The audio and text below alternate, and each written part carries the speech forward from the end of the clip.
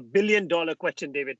Oh, By when do you and the WHO see a vaccine out for COVID-19? I think all the estimates say it's really is 18 months until there's going to be the first possibility of a safe and effective vaccine being found and available, and we probably need several of them. And then there's got to be the manufacturing and the administration to people, and it's a 7.8 billion people need to be given the opportunity of having the vaccine. That will take at least another year if we're lucky. So it's 2.5 years in my view. But I'm also saying to people, there are some viruses for which it's proved to be really difficult to develop safe and effective vaccines. So this is, frankly, as far as I'm concerned, the earliest time. So I'm giving you this view in my role as a WHO envoy, as an academic at Imperial College in London. And I hope that your viewers will take it as David Nabarro's estimate, and it is really 2.5 years at the earliest, and it could be quite a lot longer. So I'm asking everybody, work out how we're going to live with this virus for the foreseeable future. Quite simply, it's not going away. Where do you see this virus from now on in the Indian context as far as the lockdown is concerned and the measures have been in place? Because this is a coronavirus and it's a new virus, we're learning about it all the time. One of the things that we've realized is that it's capable of spreading incredibly quickly. One individual can lead to a large outbreak within about 4 weeks.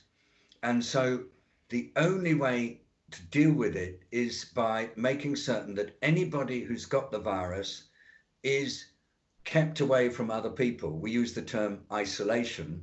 The more people with the virus in a community or in a state or in a country, the harder the job of limiting transmission. And so some countries have moved very quickly into widespread movement restriction to reduce the opportunity for the virus to spread. One country that moved very rapidly was India. With that in place, it should be possible in the majority of the country to delay the rate at which the number of new cases appear. So you end up with what we call a doubling time, not of 2 or 3 days, which is what happens when the virus is really moving at great speed through a community, but you can increase the doubling time perhaps to 10 or 11 days. And that's what you've done in India, according to my information, and that's a great success. But this virus is still causing problems in densely populated areas where, despite the lockdown, you've still got an opportunity for the virus to move.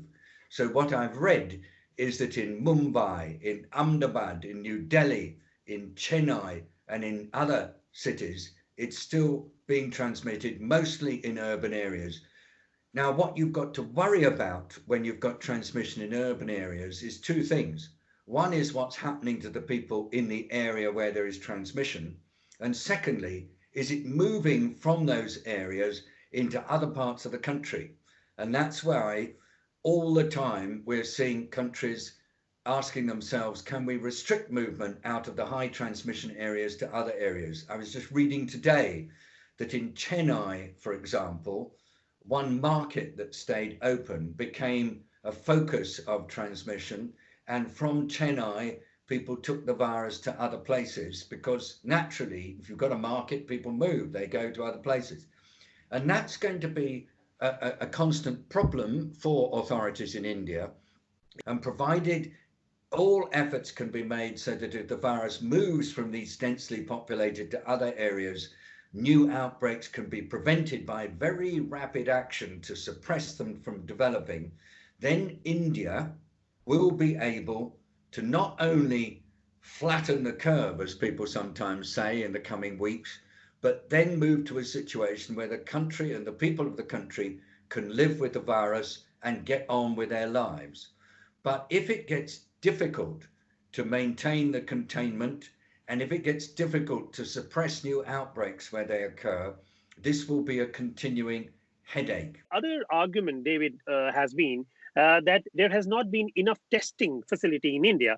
And the reason of the cases spiraling up, say a month and a half or more than about 2 months after the lockdown, has Mm. been the spread in the ambit of testing. The more people are tested, the more cases are coming up. So where do you see? I mean, do you see any point wherein this can stop, or you think the testing will keep on increasing and expanding, and the cases will keep on multiplying? So this is a really important point. Thank you for raising it. We sometimes say that you find the disease where you do the tests.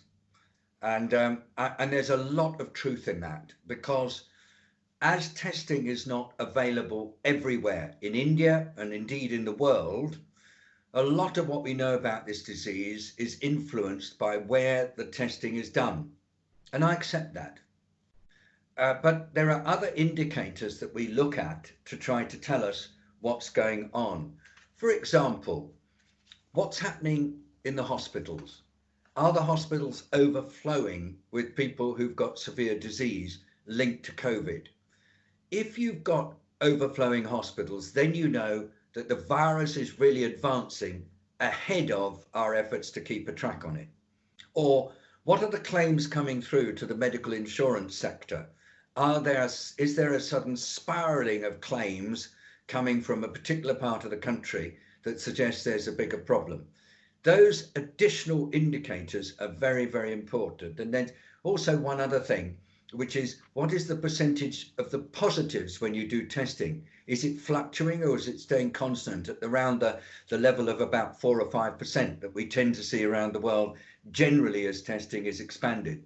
My own view, just without actually having all the information, but my own view is that yes, there is an expansion of transmission in some of the densely populated areas, because they're the places where it's most difficult to stop transmission, but that probably outside, because of the intensity and stringency of the lockdown, that actually what may be happening is that some of the increase in numbers is as a result of more testing becoming available. And so I see two sides to this, but I want to stress that yes, the numbers of cases are increasing because the testing is expanding, but yes, I do know that actually trying to interrupt transmission in densely populated urban areas is one of the most difficult challenges that we currently have throughout the world.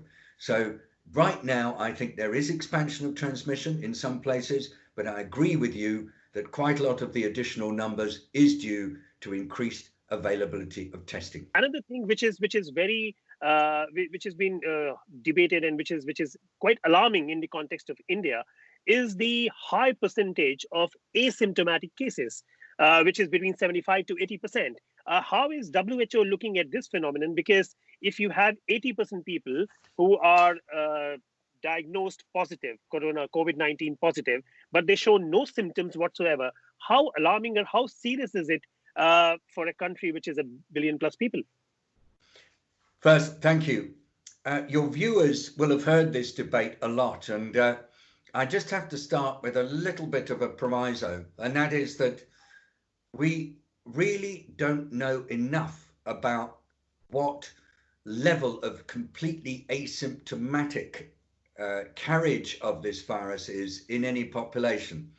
We usually work on the basic assumption that out of every 100 people who get this virus, 80 people have quite mild symptoms and they may not know that they've got COVID, whereas 20 people have really quite nasty symptoms, and some of them will need hospital care, and a small number will unfortunately die. So it's that 80% who have very mild symptoms that are, of course, a challenge, because if you're asking people to isolate when they've got symptoms, but their symptoms are only mild, it'll be very hard to get them to do so. I think the fact that you've got quite a lot of reporting of people with either very mild or even no symptoms with COVID is a big challenge for working out the best control strategies. It's super hard to ask people with the disease but with no symptoms to isolate for 2 weeks, especially if they're worried about their income or getting food for their children.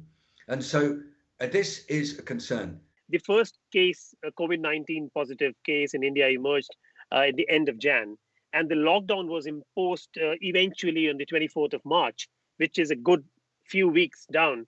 Uh, would this have been a better strategy had the lockdown been planned and well executed slightly before than it was, to minimize the damage that it has caused?